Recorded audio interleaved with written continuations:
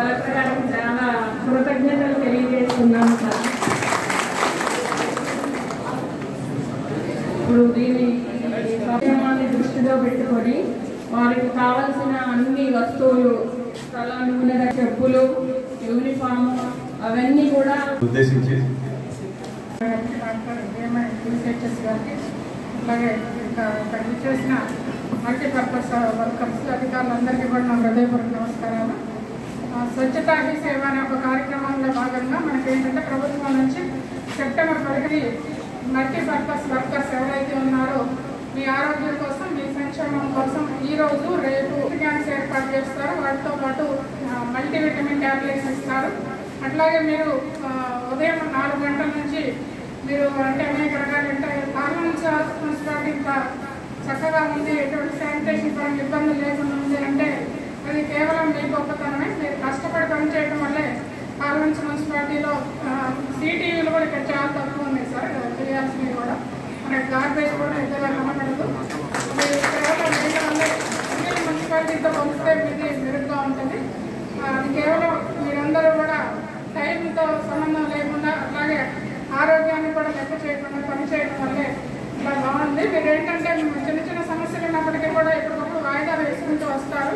కాబట్టి ఖచ్చితంగా మీ ఆరోగ్యపరంగా మీకు బీపీ ఉన్నా, షుగర్ ఉన్నా కూడా మీకు కొంతమంది పట్టించుకోరు, తెలుసుకున్నా సరిగ్గా మందులు వాడరు. దానివల్ల తర్వాత ప్రాబ్లమ్స్ కూడా వస్తాయి. మీరు బాగుంటేనే మీ కుటుంబం కూడా బాగుంటుంది, మీ పిల్లలు కూడా బాగుంటారు. కాబట్టి మీరు ఈరోజు రేపు హెల్త్ క్యాంప్ కండక్ట్ చేస్తారు. తర్వాత మీకు ఏమైనా సంక్షేమ పథకాలు కావాలన్నా హౌసింగ్కి సంబంధించి కావచ్చు, అట్లాగే మీకు ఇన్సూరెన్స్, చాలామంది ఇన్సూరెన్స్ చేసుకోకపోవడం వల్ల మనకి ఇక్కడ గుండారు మండలంలో సాయనపల్లిలో కూడా ఎంపీడబ్ల్యూఎస్ వర్కరు జనవరిలో ట్రాక్టర్ ప్రమాదంలో మరణించారు. కానీ వారికి ఎటువంటి ఇన్సూరెన్స్ లేకపోవడం వల్ల అట్లా మనకి ఏ రకమైన సహాయం అందకపోయింది. అందుకని అట్లాంటి పరిస్థితి రాకుండా ఏ రోజు ఏం జరుగుతుందో మనకు తెలియదు. కాబట్టి తప్పనిసరిగా అందరూ కూడా మీకు అందుబాటులో బ్యాంకు ద్వారా ఉన్నా కానీ ఇతర ఇన్సూరెన్స్ స్కీములు తప్పనిసరిగా చేసుకోవాలి. అట్లాగే ఇంకా మీకు రేషన్ కార్డ్స్ కానీ, పెన్షన్స్ కానీ, ఇంకా వేరే ఇతర మీకు గ్యాస్ కనెక్షన్స్ కానీ ఇట్లాంటివి ఉంటే కొన్ని రకాల స్కీమ్స్ ఉన్నాయి. మీకు ఏమేమి అవసరాలో వీటికి సంబంధించి మీకు నీడ్స్ మీ కమిషనర్ గారికి ఇస్తే సార్ కలెక్టర్ గారికి తెలియజేయడం జరుగుతుంది. మీకు మనకు ప్రస్తుతం అమలు అవుతున్న పథకాల నుంచి మీకు అందరికీ కూడా అన్ని మంజూరు చేయడానికి కూడా అవకాశం ఉంటుంది. ఎక్కువ జీతం ఇవ్వాలి, ఎక్కువ జీతంలో డబ్బు ఖర్చు పెడితే రోడ్స్ మనం వేయలేము, కొత్త రోడ్స్. సో మళ్ళీ ఏమవుతుంది, ఆ రోడ్స్ మనమే మళ్ళీ సాఫ్ చేయాల్సి వస్తుంది. సో మనకి మంచి సౌలతులు కావాలంటే ఫస్ట్ మనం జనాలకి అవగాహన కల్పిస్తాము. యాంత్రీకరణ మన శానిటేషన్లో చేసుకుంటూ మనకి సిబ్బంది తక్కువ చేయాలని కాదు మన ఉద్దేశం. ఉన్న సిబ్బందికి భారం తగ్గించి వాడికి ఇంకా వేరే మనం ఏం ఇంప్రూవ్మెంట్ చేయవచ్చు అది అటువైపు తీసుకోపోతే మీలోనే కొంతమందికి మనం డిఆర్సి సెంటర్లో దాని నుంచి మనకి రెవెన్యూ కావాలి. అసలు ఇప్పుడు ఏమవుతుంది, ఇంకా చెత్త జమ అవుతుంది కానీ దాని నుంచి రెవెన్యూ అయితే మనకి రావాల్సి ఉంది. సో నీళ్లు, చెత్త ఇది పట్టుకుంటే మనకి బరాబర్ రెవెన్యూ స్టార్ట్ అవుతుంది. సో మీ ఉన్న అందరూ సిబ్బందికి నేను ఒకటే కోరుతున్నాను, మంచి మీ హెల్త్ చెకప్ చేస్తారు, మెడిసిన్స్ కూడా రేపిస్తారు. మీకు ఎక్కడైనా ఈపీఎఫ్, ఈఎస్ఐ, తర్వాత కొన్ని ఇన్సూరెన్స్ స్కీమ్స్ ఉంటాయి ప్రభుత్వం తరఫున, కొన్ని ఇన్సూరెన్స్ స్కీమ్స్ ఉంటాయి. దాంట్లో ప్రీమియం ఒక సంవత్సరంలో 400 రూపాయలు ఉంటుంది.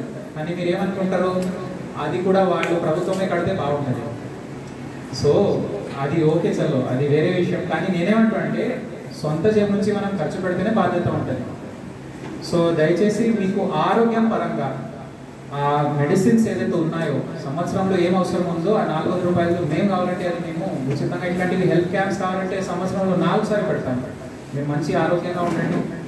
తర్వాత మీకు ఇట్లాంటివి స్కీమ్స్ ఏదైతే ఉన్నాయో మీకు అప్లికేషన్ పెట్టి మీకు గైడ్ చేస్తారు, రైట్? సో అందరికీ చాలా చాలా ధన్యవాదాలు. మీరు బాగా కష్టపడుతున్నారు. మీకు ఈపీఎఫ్, ఈఎస్ఐ, మీకు సర్వీస్లో మీ డ్యూటీస్లో ఎక్కడైనా ఇబ్బందులు ఉన్నాయో, ఈ స్టిచ్చింగ్ ఛార్జెస్ అండ్ బట్టలది సమస్య ఏముందో నేను అనుభవించాను. ఏమవుతుందంటే సంవత్సరాలుగా బట్టలు వచ్చి ఉంటాయి, స్టిచ్చింగ్ ఛార్జెస్ ఇవ్వరు, స్టిచ్చింగ్ ఛార్జెస్ వస్తే బట్టలు ఇవ్వరు. సో ముందు మన కమిషనర్ గారు అదే మాట చెప్పారు, అందరికీ సమానంగా మనం ఇచ్చేద్దాం. చాలా మంచి నిర్ణయం. సో మీకు ఎక్కడ కూడా ఇంకా మంచిగా పాల్వంచా అసలు హైలైట్ కావడానికి ఏం కావాలో మీరు చెప్తే నేను ఖచ్చితంగా మీకు అన్ని సహాయం చేయడానికి సిద్ధంగా ఉన్నాను. ఈ అవకాశం మీరందరూ నాకు నా యొక్క నమస్కారాలు. మీరు చాలా బాగా పనిచేస్తున్నారు, పెద్దకి ఇచ్చేస్తాము. మీ సంక్షేమం దృష్టిలో పెట్టుకుని ఒక హెల్త్ క్యాంప్ పెట్టండి అని సార్ గైడెన్స్ ఇచ్చారు. మీరు టెస్టులు చేయించుకొని మీకు అవసరమైనవి మళ్ళీ ఏంటంటే అవసరమైతే వేరే హాస్పిటల్కి రిఫర్ చేసే ఉన్నా కూడా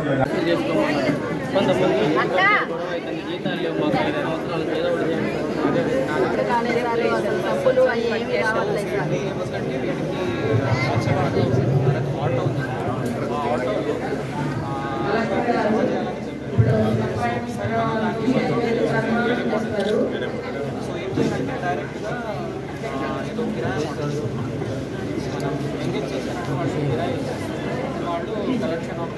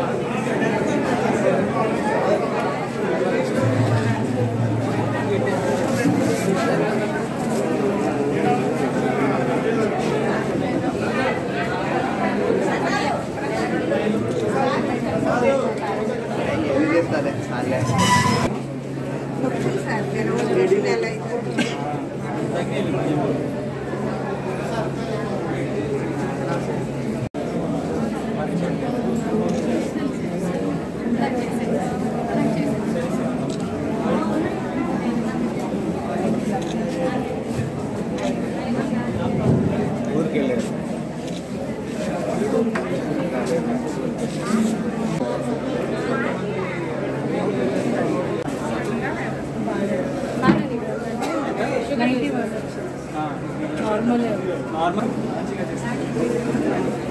ఇలా అందరూ వర్కర్స్ ఆటోమేటిక్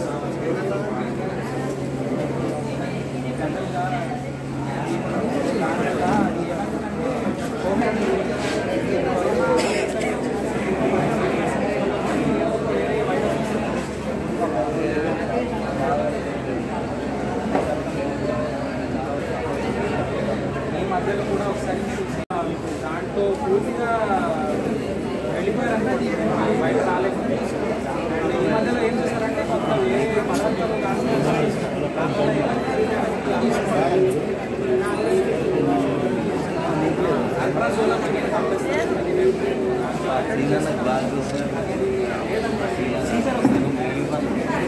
పడిపోతుంది.